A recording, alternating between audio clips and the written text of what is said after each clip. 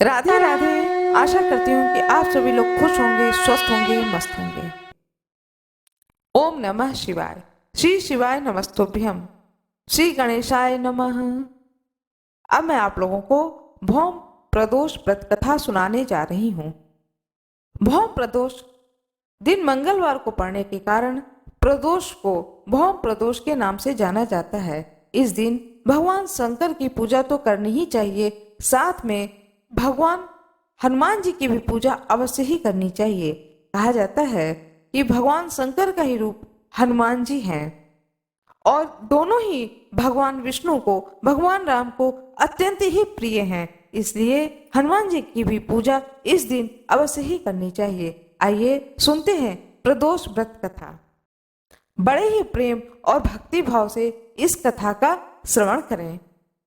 मंगलवार के दिन व्रत करने से समस्त रोगों का नाश हो जाता है, अतः इस दिन महाबली का पूजन करना चाहिए। इस दिन गेहूं और गुड़ का भोजन सर्वश्रेष्ठ होता है। ब्राह्मणों को भोजन कराने के बाद स्वयं भोजन करना चाहिए। वह उड़द व मूंग की दाल का दान करना चाहिए। लगातार 21 मंगलवार को प्रदोष के समय शिव जी का पूजन करें तथा व्रत रहें। पूजन में लाल पुष्प भगवान को अवश्य ही चढ़ाएं। लाल कपड़ा स्वयं पहने। मंगलवार को व्रत करने से मनुष्य के समस्त रोग, पाप, कष्ट आदि दूर हो जाते हैं तथा शरीर बलवान होता है। इसमें किसी भी प्रकार का संशय नहीं है। अब मैं आप लोगों को भौम प्रदोष व्रत कथा सुनाने जा रही हूँ। बहुत दिन हुए एक ब्राह्मण और ब्राह्मणी थे जो बिना संतान के थे, जिनके कारण वह अत्यंत ही दुखी रहते थे। पुत्र प्राप्ति की इच्छा से उस ब्राह्मण ने जंगल में जाकर के अत्यंत भक्ति पूर्वक भगवान शिव की तपस्या की और पूजा की। ब्राह्मणी घर पर भी ईश्वर की आराधना करने लगी। वह ब्राह्मणी नियम पूर्वक प्रत्येक मंगलवार को हनुमान जी का भोग लगाती थी तथा बाद में स्वयं प्रसाद स्वरूप भोजन को ग्रहण करती थी। एक बार एक पर्व ऐसा आया जिसमें बिना कुछ भोजन किए हुए निर्जल व्रत करना पड़ा। अतः ब्राह्मणी उस मंगलवार को हनुमान जी को नैवेद्य न अर्पित कर सकी। अतः उसने संकल्प किया कि अगले मंगलवार को मैं हनुमान जी को भोग लगा दूंगी, तभी भोजन करूंगी। ब्राह्मणी की इस प्रकार की भक्ति और श्रद्धा को देख करके हनुमान जी ने रात में उस ब्राह्मणी को स्वप्न दिया कि मैं तुम्हारे ऊपर अत्यंत प्रसन्न हूँ।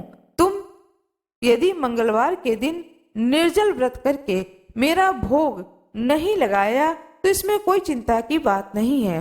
कल प्रातः काल नहा धो करके तुम मेरा पूजन करना, मेरा नैवेद्य लगा करके स्वयं भोजन करना।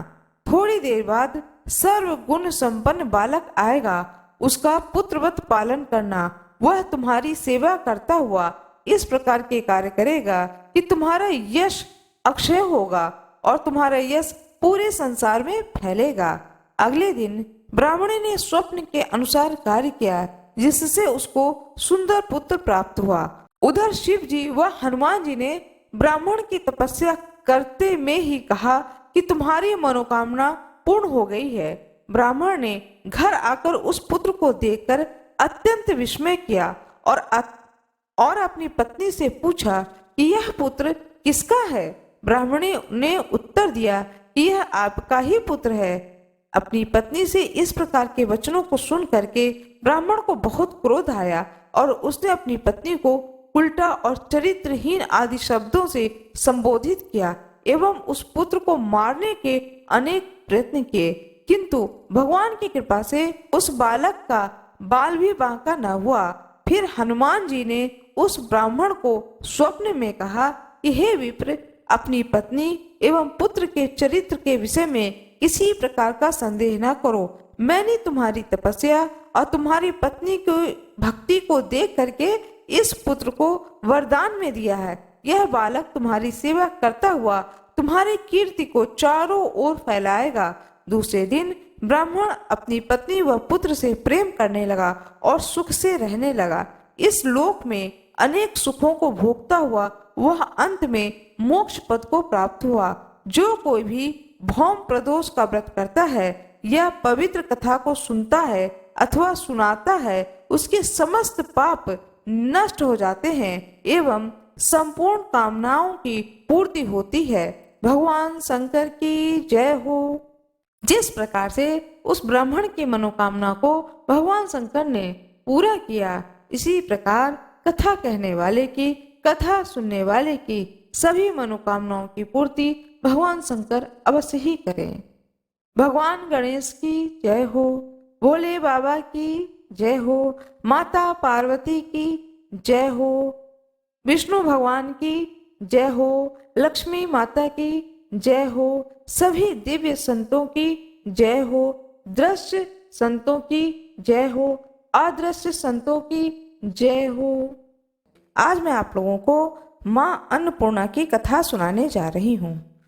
अन्नपूर्णा देवी हिंदू धर्म में मान्य देवी देवताओं में विशेष रूप से पूजनीय हैं। इन्हें माँ जगदम्बा का ही रूप माना गया है, जिनसे संपूर्ण विश्व का संचालन होता है। इन्हीं जगदम्बा के अन्नपूर्णा स्वरूप से संसार का भरण पोषण होता है। अन्नपूर्णा का शाब्दिक अर्थ है धान्य, अन्न की अधिष्ठात्री। सनातन धर्म की मान्यता है कि प्राणियों को भोजन माँ अन्नपूर्णा की कृपा से ही प्राप्त होता है। भगवान शिव की अर्धांगिनी कलयुग में माता अन्नपूर्णा की पूरी काशी है, किंतु संपूर्ण जगत उनके नियंत्रण में है। बाबा विश्वनाथ की नगरी काशी के अन्नपूर्णा जी के अधिपत्य में जाने की कथा बड़ी ही रोचक है। भगवान शंकर जब माता पार्वती के संग विवाह करने के पश्चात उनके पिता के क्षेत्र हिमालय के अंतर्गत कैलाश पर रहने लगे, तब माता पार्वती ने अपने मायके में निवास करने की बजाय अपने पति की नगरी काशी में रहने की इच्छा व्यक्त की। महादेव उन्हें अपने साथ लेकर अपने सनातन गृह अभिविमुक्त क्षेत्र काशी आ गए। काशी उस समय केवल एक महाशमशान नगरी थी।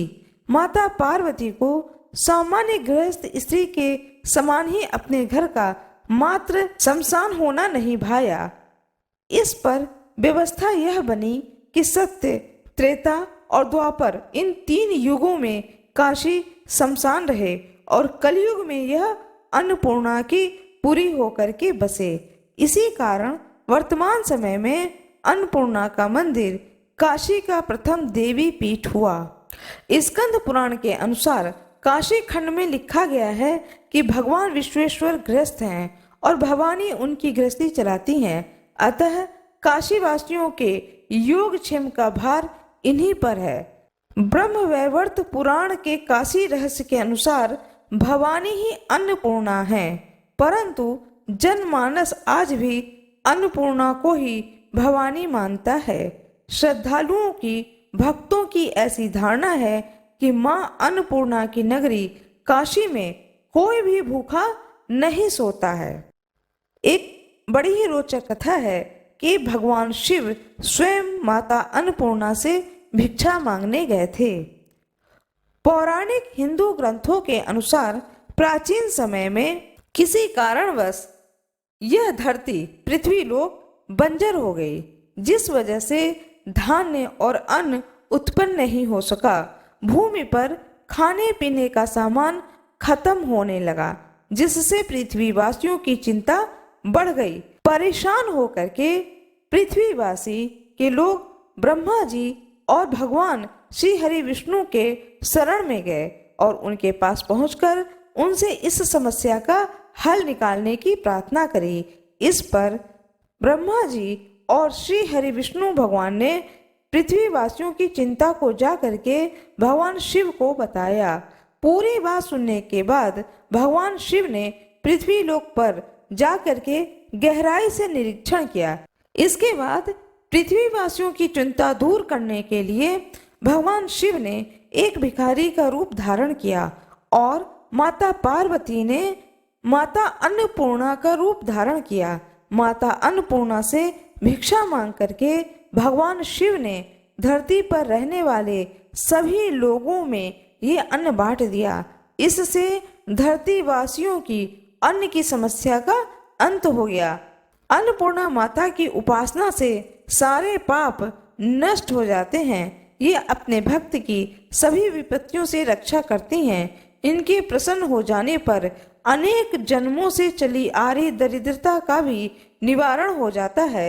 ये माता अन्नपूर्णा अपने भक्तों को सांसारिक सुख प्रदान करने के साथ ही मोक्ष भी प्रदान करती हैं।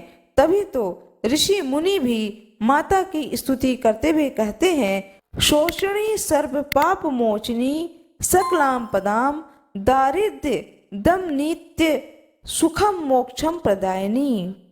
काशी की पारंपरिक नव गौरी यात्रा में 8वीं भवानी गौरी तथा नव दुर्गा यात्रा में अष्टम महागौरी का दर्शन पूजन अन्नपूर्णा मंदिर में ही होता है। अष्ट सिद्धियों की स्वामिनी अन्नपूर्णा की चैत्र तथा आश्विन के नवरात्र के अष्टमी के दिन 108 परिक्रमा करने से अनंत पुण्य फल प्राप्त होता है। सामान्य दिनों में अन्नपूर्णा माता की 8 परिक्रमा करनी चाहिए। प्रत्येक मास के शुक्ल पक्ष की अष्टमी के दिन अन्नपूर्णा देवी की निमित्त व्रत रखते हुए उनकी उपासना करने से घर में कभी भी धन धान्य की कमी नहीं होती है। भविष्य पुराण में मार्गशीर्ष मास के अन्नपूर्णा व्रत की कथा का विस्तार से वर्णन मिलता है। अन्नपूर्णा देवी का रंग जवा पुष्प के समान है। इनके 3 नेत्र हैं। मस्तक पर अर्धचंद्र सुशोभित हैं। भगवती अन्नपूर्णा अनुपम लावण्य से युक्त नव युवती के सदृश हैं। बंदूक के फूल के मध्य दिव्य आभूषणों से विभूषित होकर के ये प्रसन्न मुद्रा में स्वर्ण सिंहासन पर विराजमान है। देवी के बाएं हाथ में अन्न से पूर्ण माणिक्य रत्न से जड़ा पात्र तथा दाहिने हाथ में रत्नों से निर्मित कलछुल है। अन्नपूर्णा माता अन्नदान में सदा तल्लीन रहती हैं। देवी भागवत में राजा बृहद्रथ की कथा से अन्नपूर्णा माता और उनकी पूरी काशी की महिमा उजागर होती है। भगवती अन्नपूर्णा पृथ्वी पर साक्षात कल्पलता हैं, क्योंकि ये अपने भक्तों को मनोवांछित फल प्रदान करती हैं। स्वयं भगवान शंकर इनकी प्रशंसा करते हैं और कहते हैं कि मैं अपने 5 मुख से भी मां अन्नपूर्णा का पूरा गुणगान कर सकने में समर्थ नहीं हूँ। यद्यपि बाबा विश्वनाथ काशी में शरीर त्यागने वालों को तारक मंत्र दे करके मुक्ति प्रदान करते हैं, तथापि भगवान शंकर की याचना में मां अन्नपूर्णा से ही की जाती है। गृहस्थ व्यक्ति धन धान्य जो चाहता है वह तथा जो योगी ज्ञान और वैराग्य चाहते हैं वे भी मां अन्नपूर्णा से ही भिक्षा स्वरूप मांगते हैं। अन्नपूर्णे सदा पूर्णे शंकर प्राण बल्लभे ज्ञान वैराग्य सिद्ध्यर्थम भिक्षाम देहि च पार्वती। मंत्र महोदधि तंत्र सार पुनश्चरण यार्व आदि ग्रंथों में अन्नपूर्णा देवी के अनेक मंत्रों का उल्लेख तथा उनकी साधना विधि का वर्णन मिलता है। मंत्र शास्त्र के सुप्रसिद्ध ग्रंथ शारदा तिलक में अन्नपूर्णा के 17 अक्षर वाले निम्न मंत्र का विधान वर्णित है। ह्रीं नमः। मंत्र इस प्रकार से है, ह्रीं नमः भगवती महेश्वरी अन्नपूर्णे स्वाहा। मंत्र को सिद्ध करने के लिए इसका 16,000 बार जाप करके उपसंख्या का दशांश से घी से युक्त अन्न के द्वारा होम करना चाहिए। जब से पूर्व यह ध्यान करना होता है। सिद्ध करने के बहुत सारे नियम हैं। यह तो मैंने बहुत ही छोटा सा एक नियम आपको बताया है, तो इसके साथ में और भी बहुत सारे नियम हैं। अब मैं आप लोगों को कथा सुनाने जा रही हूँ, माता अन्नपूर्णा की व्रत कथा। काशी निवासी धनंजय की पत्नी का नाम सुलक्षणा था। उसे अन्य सब सुख प्राप्त थे, केवल निर्धनता ही उसके दुख का कारण थी। यह दुख उसे हर समय सताता था। एक दिन सुलक्षणा पति से बोली, हे स्वामी, कुछ उद्यम करो तो काम चले। इस प्रकार कब तक काम चलेगा? सुलक्षणा की बात धनंजय के मन में बैठ गया। उसी दिन से वह विश्वनाथ भगवान शंकर को प्रसन्न करने के लिए बैठ गया और कहने लगा कि हे देवाधिदेव विश्वेश्वर, मुझे पूजा पाठ तो नहीं आता है, केवल तुम्हारे भरोसे बैठा हूँ। इतनी विनती करके वह 2-3 दिन भूखा प्यासा बैठा रहा। यह देख करके भगवान शंकर ने उसके कान में अन्नपूर्णा अन्नपूर्णा अन्नपूर्णा इस प्रकार 3 बार कहा। यह कौन है, क्या कह गया? इसी सोच में धनंजय पड़ गया कि मंदिर से आते ब्राह्मणों को देखकर पूछने लगा कि पंडित जी, अन्नपूर्णा कौन है? ब्राह्मणों ने कहा कि तू अन्न छोड़ बैठा है, सो तुझे अन्न की ही बात सूझती है। जा घर जा और जा करके अन्न ग्रहण कर। धनंजय घर गया, स्त्री से सारी बात कही। वह बोली, नाथ चिंता मत करो, स्वयं शंकर भगवान ने यह मंत्र दिया है, वे स्वयं ही खुलासा करेंगे और फिर जाकर उनकी आराधना करो। धनंजय फिर जैसा का तैसा पूजा में बैठ गया। रात्रि में भगवान शंकर ने आज्ञा दी और कहा कि तू पूर्व दिशा में चला जा, यह अन्नपूर्णा का नाम जपता जा और रास्ते में फल खाता, झरनों का पानी पीता जाता। इस प्रकार कितने ही दिनों तक चलता गया। वहां उसे चांदी सी चमकती बन की शोभा दिखाई दी। चांदी सी चमकती बन की शोभा दिखाई दी। सुंदर सरोवर देखने में यह उसके किनारे कितनी ही अप्सराएं झुंड बना करके बैठी थीं। एक कथा कहती थी और सब माँ अन्नपूर्णा की जय हो इस प्रकार से बार बार कहती थीं। यह अगहन मास की उजेली रात्रि थी और आज से ही व्रत का आरंभ था। जिस शब्द की खोज करने वह निकला था वह उसे वहां सुनने को मिल गया। धनंजय ने उनसे जाकर पूछा, हे देवियों, आप यह क्या करती हो? उन सब ने कहा कि हम सब माँ अन्नपूर्णा का व्रत करते हैं। व्रत करने से पूजा का क्या होता है? यह किसी ने किया भी है क्या? इसे कब किया जाए? यह कैसा व्रत है और इसकी क्या विधि है? मुझसे भी कहो। वे कहने लगी कि इस व्रत को सब कोई कर सकते हैं। 21 दिन के लिए 21 गांठ का सूत लेना चाहिए। 21 दिन ना बन सके तो 1 दिन उपवास करें। यह भी ना बन पाए तो केवल कथा सुन करके प्रसाद लें। निराहार रह करके कथा कहें। कथा सुनने वाले कोई न मिले तो पीपल के पत्तों को रखकर सुपारी या धृत कुमारी गुआर पाठ वृक्ष को सामने कर दीपक को साक्षी कर सूर्य भगवान, गाय, तुलसी या महादेव को बिना कथा सुनाए मुख में दाना न डालें।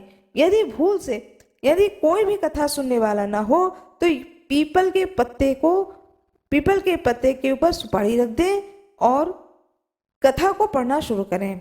दीपक जलाएं। कथा को या तो सूर्य भगवान को सुना दें या गाय को सुना दें या तुलसी माता को सुना दें या भगवान शंकर को सुना दें। जब इनमें से किसी को यह कथा सुना दें उसके बाद ही अपने मुख में चाय है, पानी है, कुछ भी डालें। यदि भूल से कुछ पड़ जाए तो 1 दिन फिर उपवास करें। व्रत के दिन क्रोध ना करें, झूठ ना बोलें। धनंजय बोला, इस व्रत के करने से क्या होता है?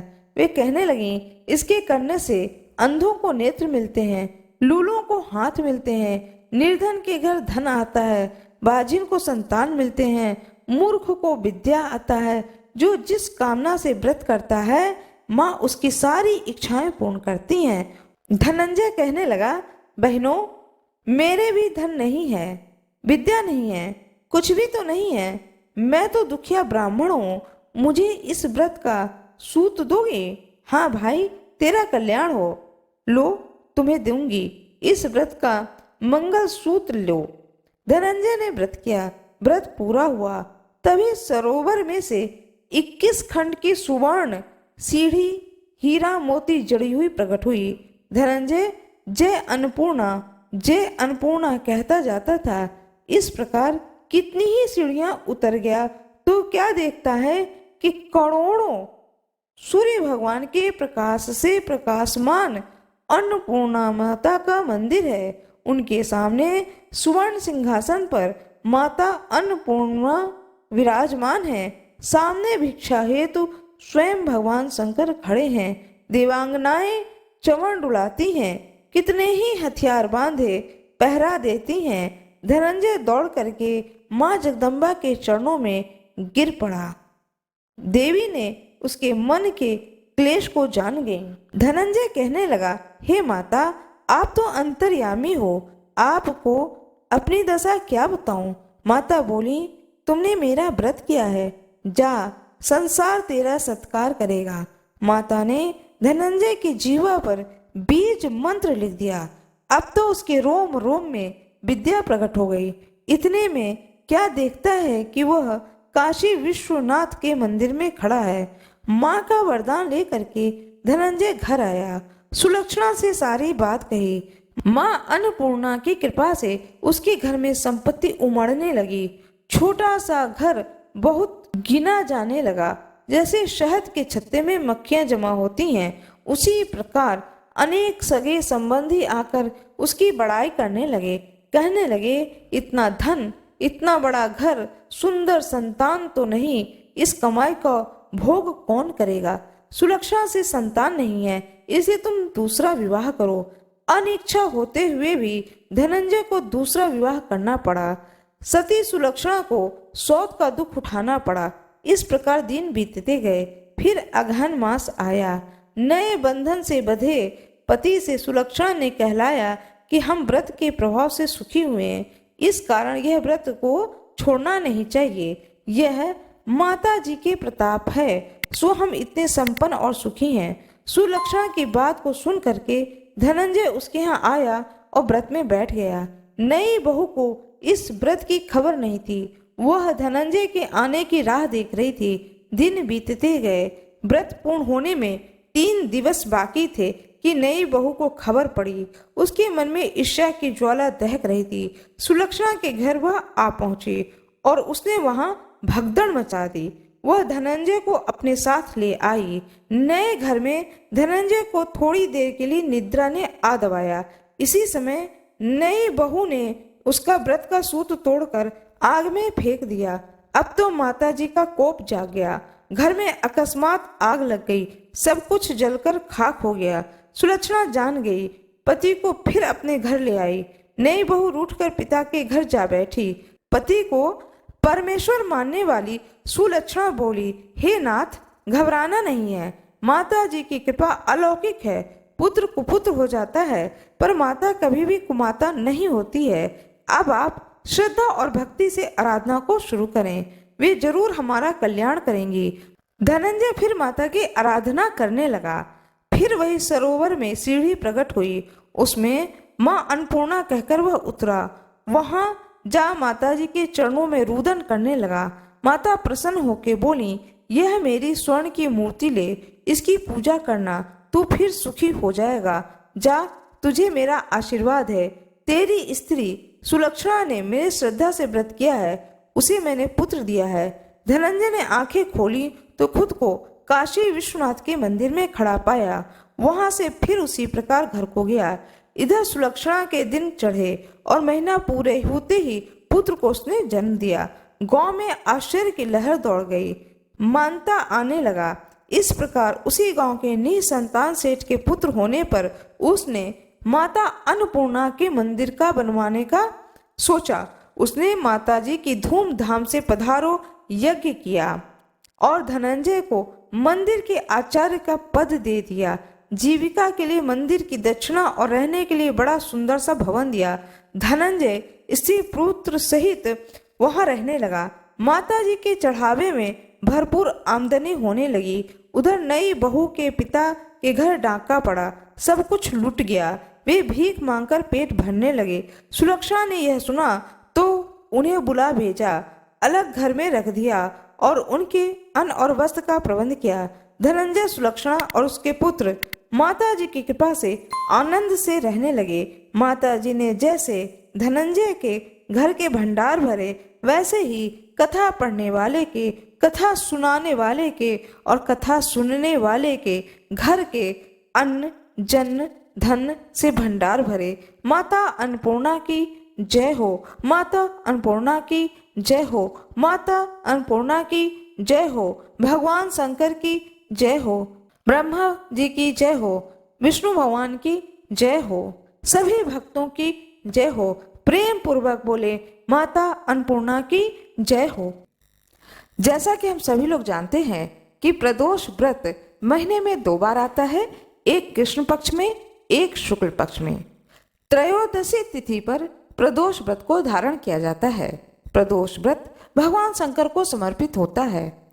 भगवान शंकर वह हैं जिनकी पूजा आराधना करने से भगवान शंकर यदि प्रसन्न हो जाएं तो भाग्य को बदल देते हैं। मस्तक की रेखाएं जो स्वयं ब्रह्मा जी लिखते हैं, उन रेखाओं को बदल देते हैं, दुर्भाग्य को सौभाग्य में बदल देते हैं। इसलिए भगवान शंकर की पूजा बड़े ही भाव से, भक्ति भाव से करनी चाहिए। आइए अब जानते हैं पौष शुक्ल पक्ष में प्रदोष व्रत कब पड़ेगा। कृपया कमेंट बॉक्स में ओम नमः शिवाय अवश्य ही लिख दीजिएगा। आइए अब मैं आप लोगों को बताने जा रही हूँ प्रदोष व्रत कब है पौष शुक्ल पक्ष में।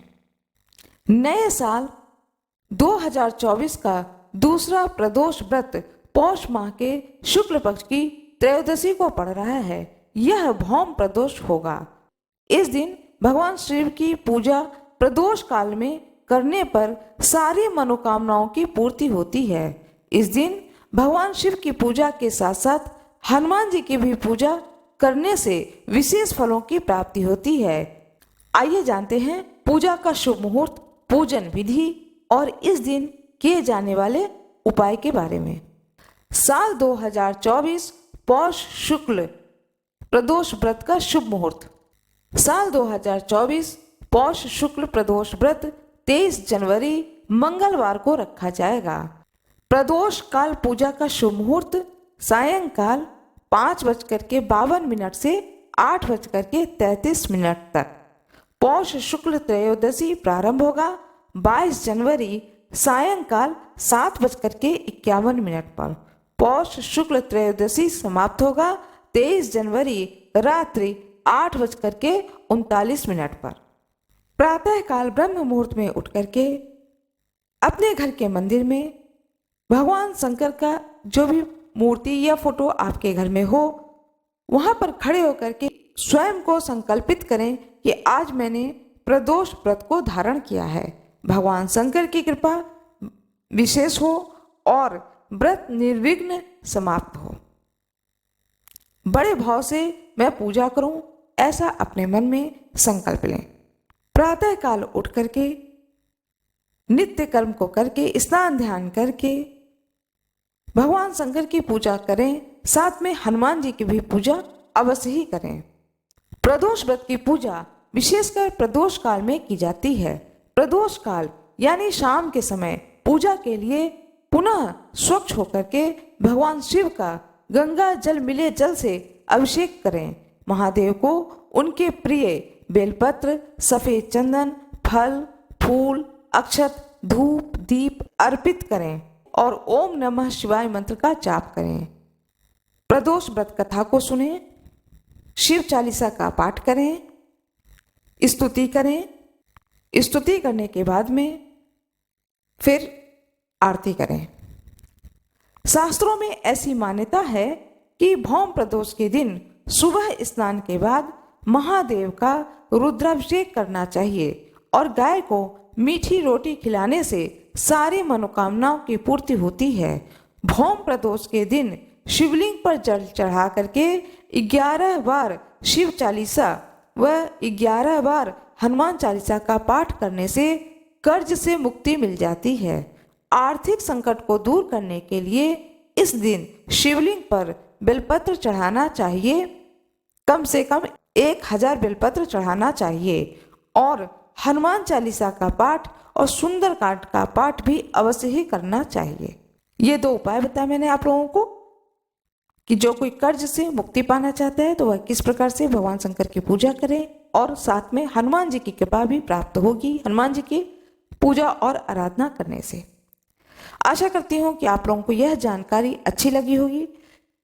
कृपया वीडियो को लाइक जरूर कर दीजिएगा, चैनल को सब्सक्राइब कर दीजिएगा, कमेंट बॉक्स में जय हनुमान सीताराम अवश्य ही लिख दीजिएगा। अब मैं शिव चालीसा पढ़ रही हूँ। जय गणेश गिरिजा सुमन मंगल मूल सुजान, कहत अयोध्या दास तुम देव अभय वरदान। जय गिरिजापति दीन दयाला, सदा करत संतन प्रतिपाला। भाल चंद्रमा सोहतनी को, कानन कुंडल नागफनी के। अंग गौर सिर गंग बहाए, मुंड माल तन छार लगाए। वस्त्र खान बागंबर सोहे, छवि को देख नाग मुनि मोहे। मैना मातुक हवे दुलारी, वाम अंग सोहत छवि न्यारी। करत शूल सोहत छवि भारी, करत सदा शत्रुन क्षयकारी।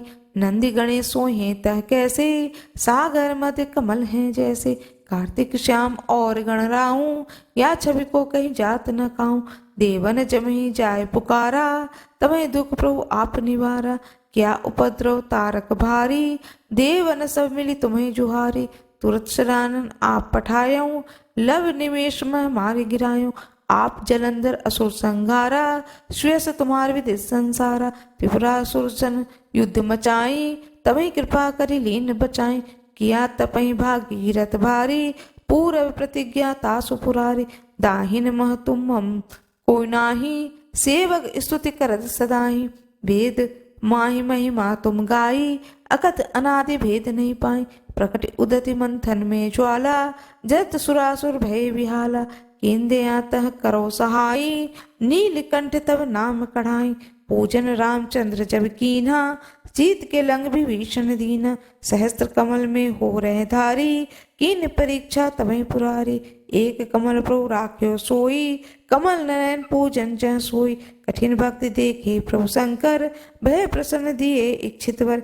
जय जय जय अनंत अविनाशी, करत कृपा सबके घटवासी। दुष्ट सकल नित मोहि सतावे, भ्रमत रहो मोहि चैन न आवे। त्राहि त्राहि मैं नाथ पुकारो, यही अवसर मोहि आन उबारो।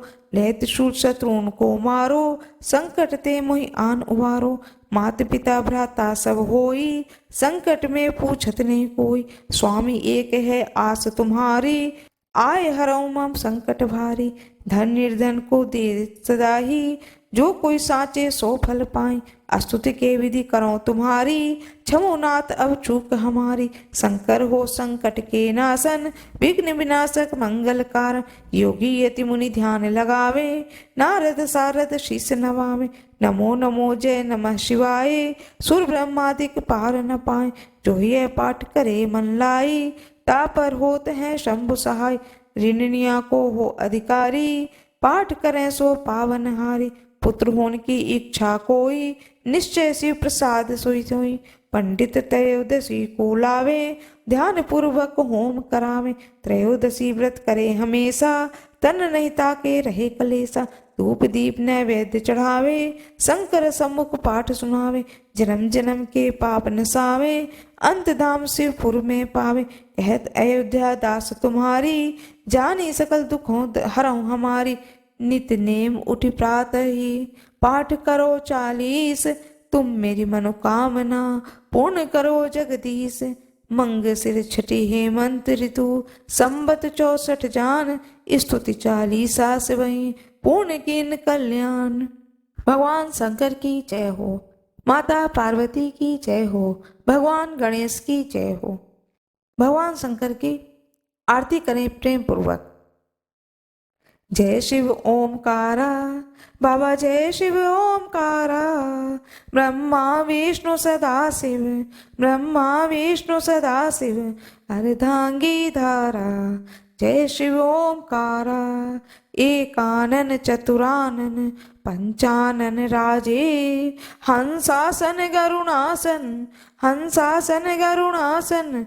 वृषवाहन साजे, ओम जय शिव ओमकारा। 2 भुज 4 चतुर्भुज, 10 भुज अति सोहे।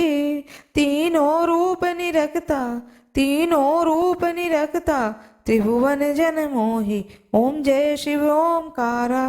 अक्षमाला वनमाला, मुंडमाला धारी। त्रिपुरारी कंसारी, करमाला धारी। ओम जय शिव ओमकारा।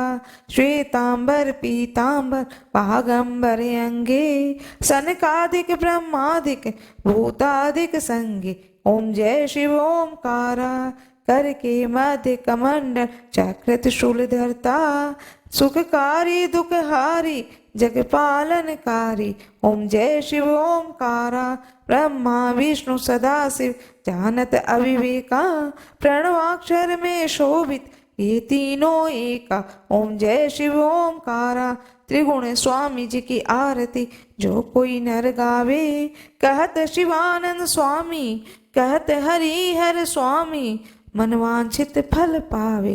जय शिव ओमकारा ओम जय शिव ओमकारा। अब स्तुति करना है भगवान शंकर का।